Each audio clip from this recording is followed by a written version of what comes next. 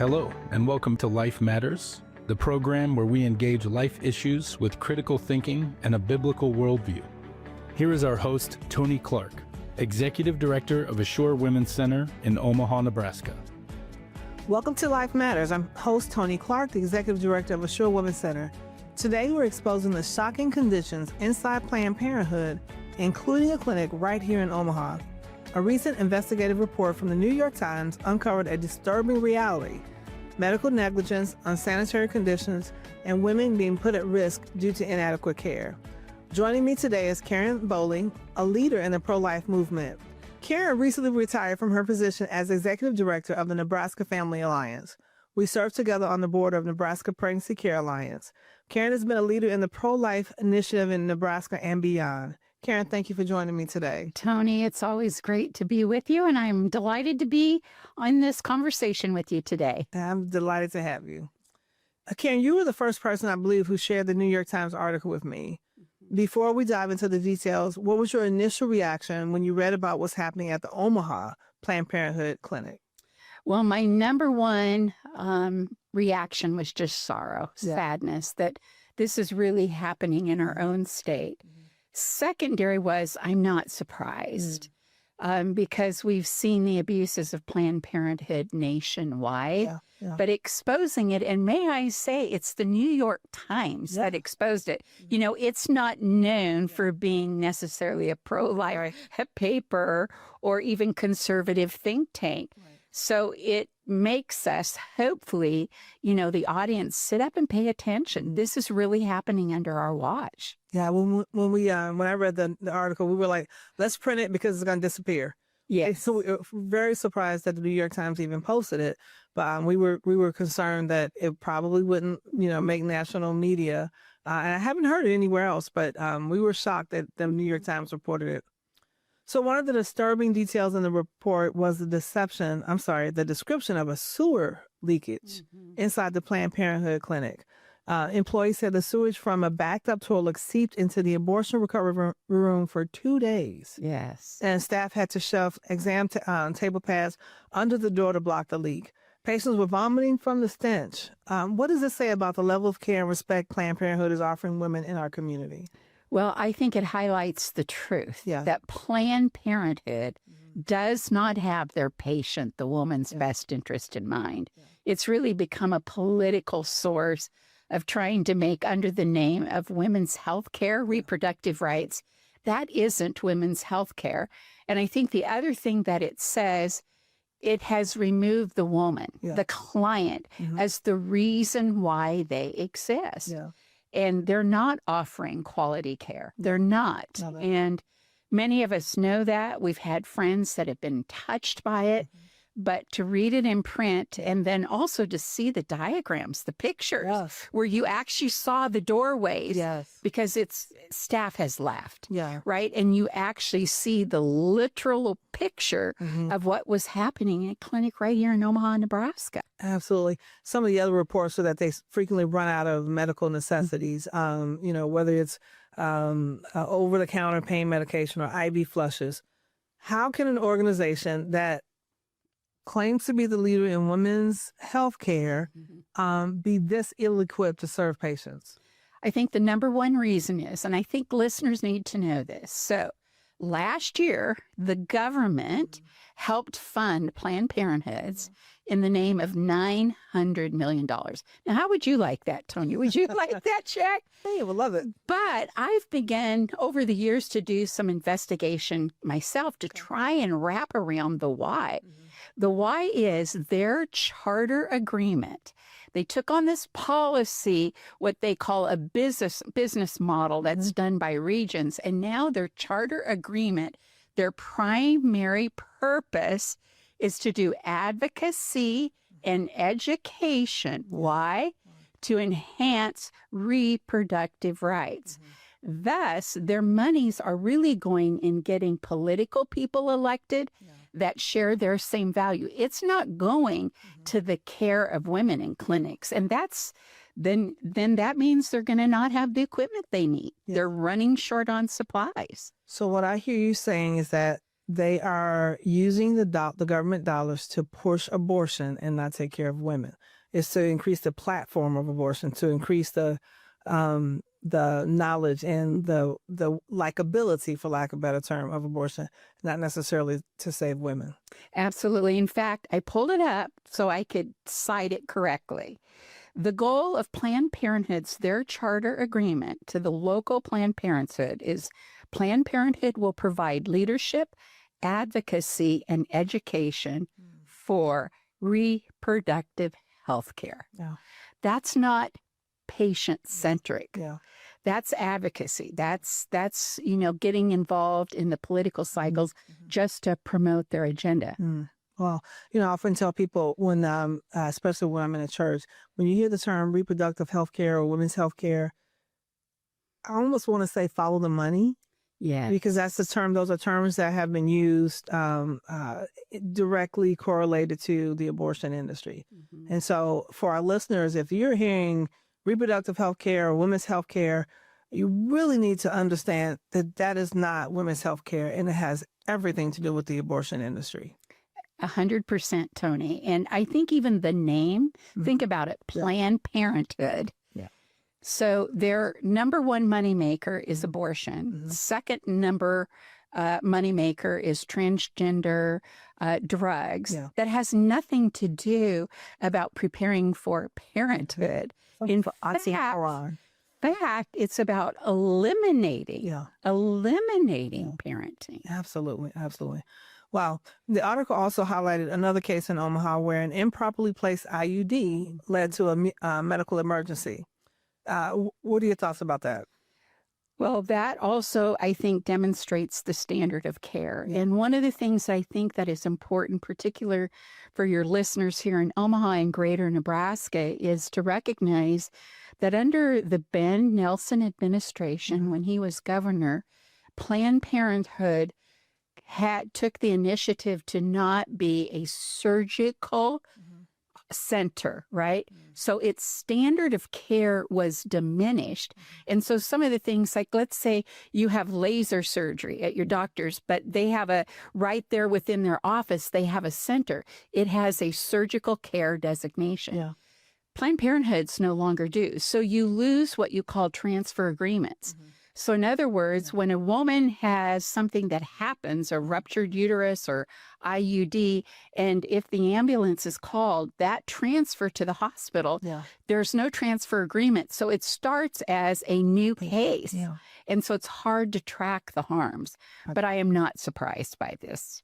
So I just want to clarify what I'm hearing you say. So if a young lady goes into a Planned Parenthood and there's a medical emergency, when she goes to the hospital, it's a new case for that hospital. So the hospital does not even have to reference that whatever she's experiencing is as a result of the abortion or failed abortion that she just had. Right, because they do not have what you call transfer agreements. So her medical records don't follow her. Gotcha. Now, obviously, if she's being transported from a clinic, an abortion clinic, they figure it out. But on the record keeping, and there was a case in the Lincoln Planned Parenthood that I was indirectly involved in where a woman, her uterus was ruptured during the procedure, and she cried out, help, stop, and didn't.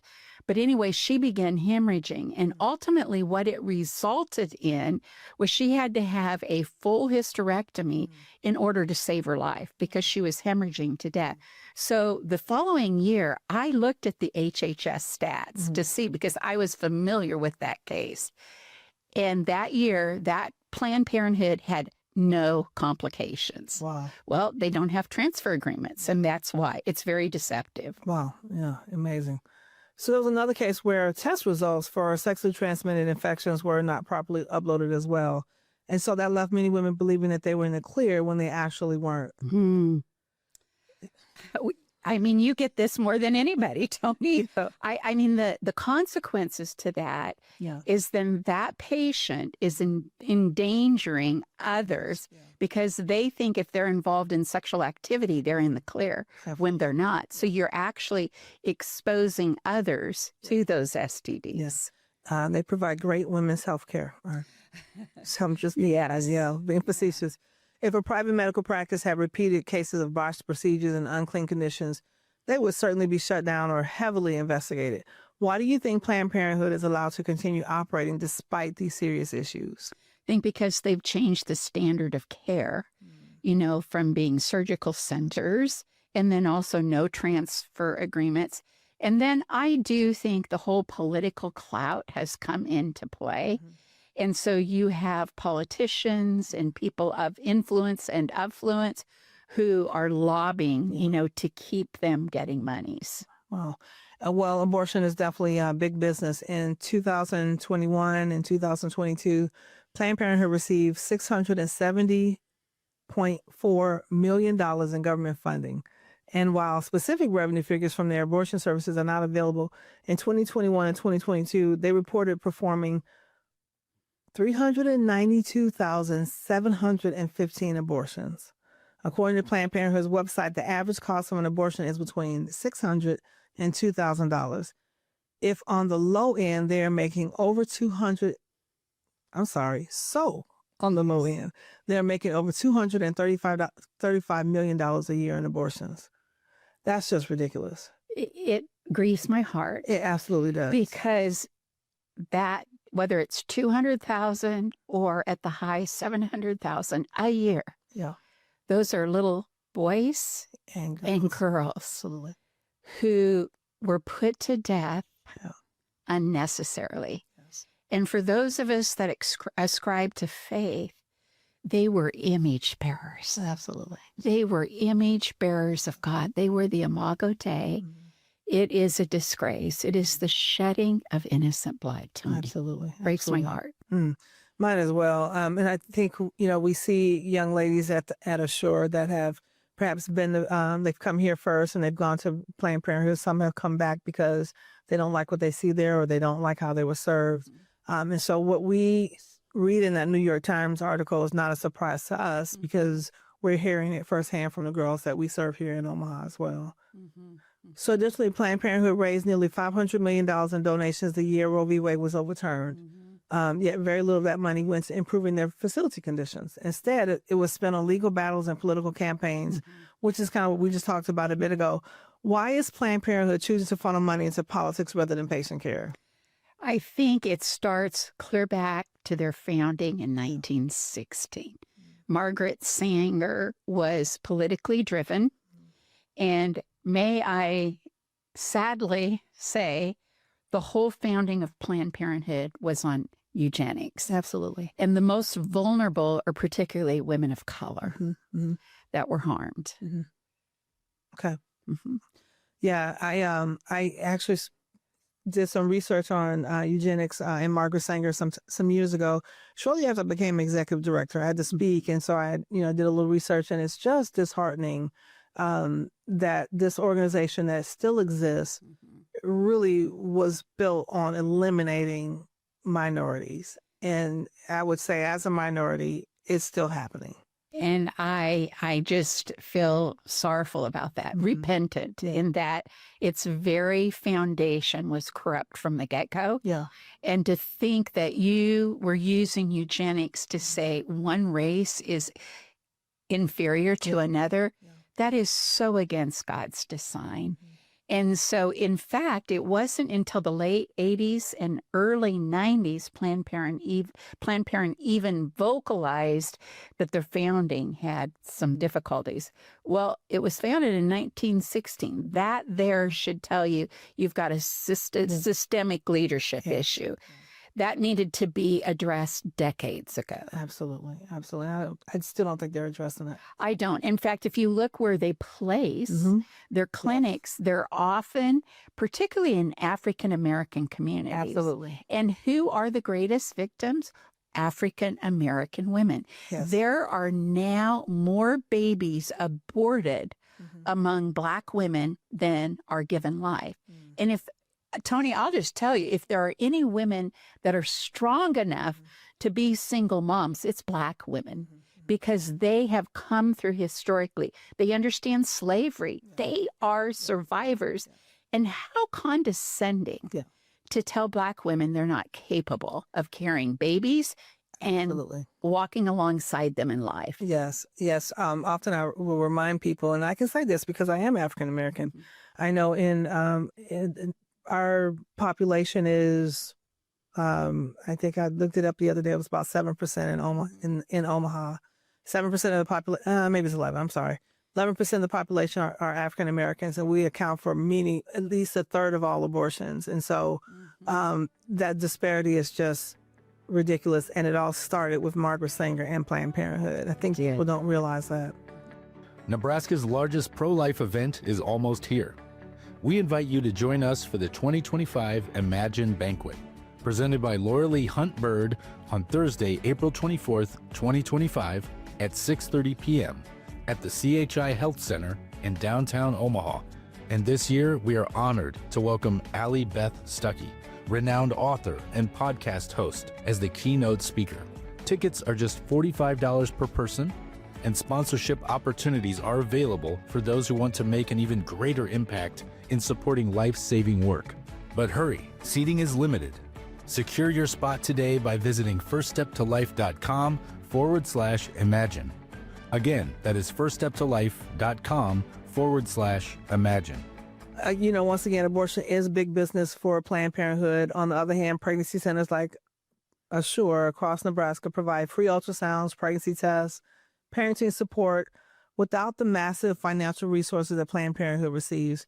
Karen, why do you think these centers, which provide free medical and support services, are currently and constantly under attack by abortion activists? Because you're the good news.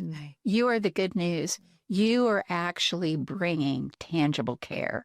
You care about the person the most. You want her to thrive. Yeah. You care about the child she's carrying within her. You care about her family, right? All the resources you give, parenting class, even post-abortive care for a woman that comes to your clinic and maybe she does choose abortion. You don't drop her. You care about her. They don't know how to care like that. Yeah. You love well, and they don't know how to do that. And so you are a threat to their industry. And what they see by that is you're a threat to their financial success because you're invested in people. Yeah. You are invested in people. Yeah. I think that the little bit you said there, that we are a threat to their financial success is huge. I think people don't realize that. And I know I asked the question, and yes, I work for Assure, but sometimes it's just good to hear someone else say, you guys are doing a good job, because we are attacked. And I'm not just saying it's just Assure, but pregnancy help organizations across the state, across the nation are being attacked for wanting to help women and children thrive. And they don't know how to counter it, because what's happened since Roe v. Wade in 1973, God's people have stepped up. Yeah. And so now across the nation, there are 4 times more pregnancy help organizations than abortion clinics. You keep working at it, but you are the hands and feet of Jesus. You're in the trenches. And so you are a direct threat, because they're not equipped to do that. Right. They're not equipped to do that. They're equipped to do one thing, how to give a woman an abortion. Yeah. So a lot of them even have no prenatal services. Yeah. So many women go to Planned Parenthood because they believe it's their only option. What are some alternatives right here in Omaha for women who need medical care and support when they're facing an unplanned pregnancy? Well, right here in Omaha, you've got 3 pregnancy help organizations. I've been to all of them. They are amazing, wonderful staff. But there are also some federally qualified clinics that don't refer or recommend or promote abortion, where you can get free care too. Good. And when a young lady comes into our office, we have referrals for all of those. We have an extensive referral list of pro-life agencies that will help that young lady as she decides to parent. Any needs that she have, we have an extensive pro-life referral list that we can refer her to. And there are maternity homes here in the city. There's also foster care placement. And I know even you have referrals for adoption placement. We're there for the longevity. Pregnancy help centers, that's what you all do. You're there to walk alongside that woman, not just in the immediate, but for 2 to 3 years following her giving birth. Absolutely. Pro-life organizations are often accused of only caring about the baby and not the mother, which is kind of what you're hitting at right there. So how do pregnancy resource centers, churches, and other community groups prove that they're committed to supporting both? Well, I think how you communicate, even like this outlet in media, just exposing all of the services that you provide. And then there's nothing like getting people inside your clinic. Yeah. I am in the process of the 29 pregnancy help organizations we have here in our state. I'm trying to get a tour of each one. And you know what? It just makes my heart leap to see amazing things happen. I recently was just in the Gehring out in the western part of the state. It's a beautiful, kind of right on the main street. Same in Ogallala, right downtown.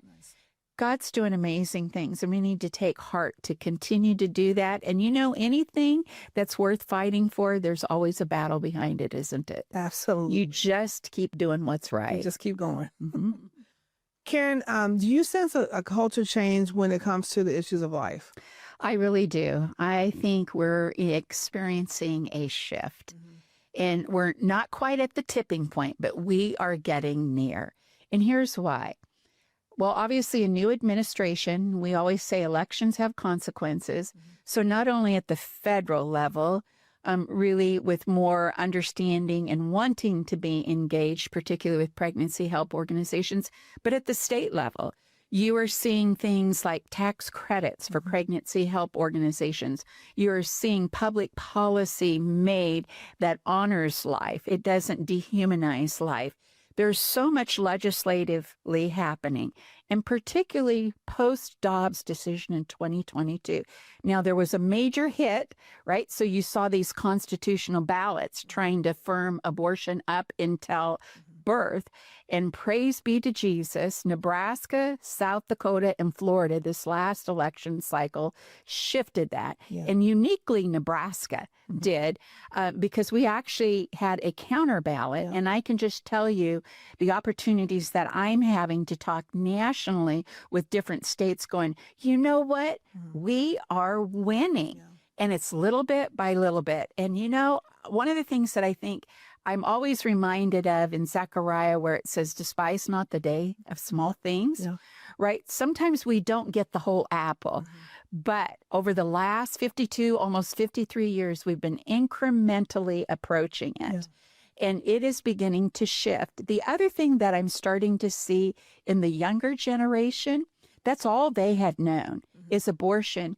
And so now with the emergence of the 3D, 4D ultrasound, they're going, no, that's a baby. Absolutely. That's not a blob of tissue. Yes. And so hearts and minds are beginning to change. And some of the creative things I know in the Nebraska legislature, like there's a bill about embryology in order to have that in the schools, just about the human development of a baby. Yeah. And so education is huge here. I do believe we're seeing hearts and minds changed, and we're getting to a place where we really are embracing a culture of life. Now, Karen, you had 2 boys. Yes. And I'm sure you guys have had conversations over the years about life. What did you do? If there's a young mom that's listening, what are some of the things that perhaps you could share with, we could share with our kids to help them to think about life issues? Yeah. I think you need to be honest. Kids are exposed at much earlier ages. And so I begin, you talk about where you're going to have the talk with your kids. Well, that talk doesn't need to be at 13. You've waited too long, but you need to have the conversation. And of course, I had boys, but I just talked about you are fearfully and wonderfully made, just from a biblical standpoint. But then also, I had little that I got online, pictures of development. Here's what you looked like, Jonathan, at 6 weeks. Jordan, here's what you look like at 12 weeks. Did you know at 12 weeks you could suck your thumb? And helping them understand the beauty of life. So learning to talk with your kids, not talk at your kids, I think helps them understand the importance of valuing life. So what can listeners do if they want to help expose the truth about Planned Parenthood and ensure women have access to life-affirming care? Well, I highly encourage you to Google the New York Times article. I would too. That will. And then there's also just a recent article that's come out by Live Action, exposing more even of the history of Planned Parenthood. Google it.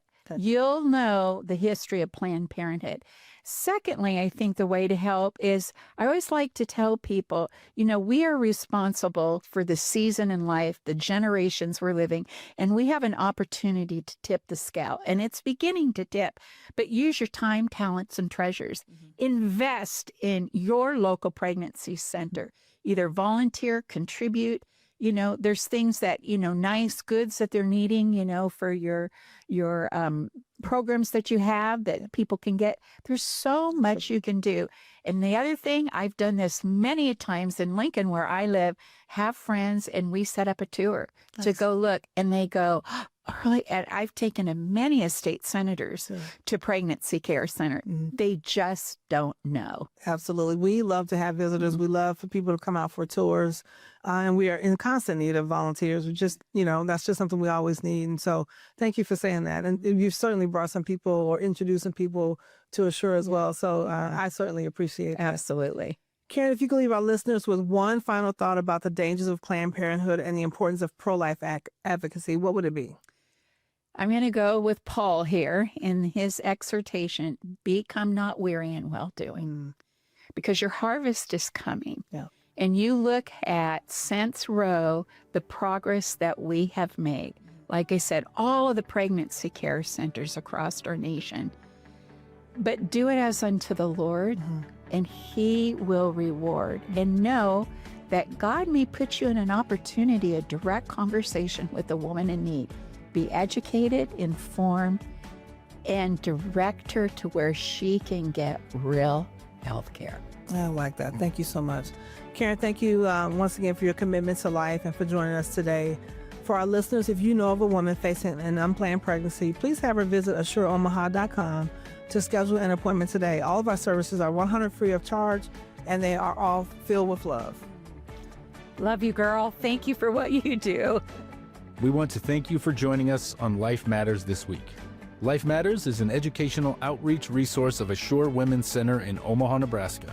To learn more about the ministry of Assure, visit firststeptolife.com. That's firststeptolife.com. Thanks for listening to Life Matters. Join us again next week at the same time right here on BOT Radio Network.